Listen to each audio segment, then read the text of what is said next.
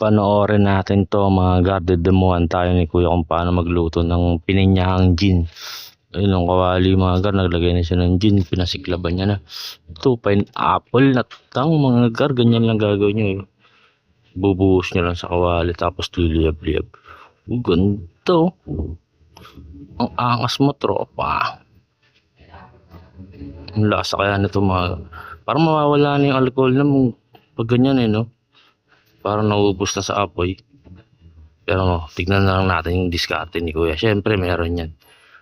Ano yung gin dinagdagan niya lang. Ayun 4 kantos mga gar na gin. Tapos pineapple ulit. Angas mo tropa. Uy, may liyab-liyab pa yung kutsara. Pasiklab ulit, pineapple mga gar. Uy, may snow. Grabe naman to. May snow sa lugar nila mga gar. Angas ng lugar nila, may snow pa no. Ganda ng venue mo gar Saan daila, malupit ka. Nag-aaral yata to ng HRM si kuya. Ito nilagyan niya na ng tubig mga gar.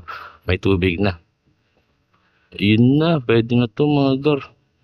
Pininyahan gin. Yun, templado na mga gar. Sarap nito mga gar. Pulutan na lang kulang.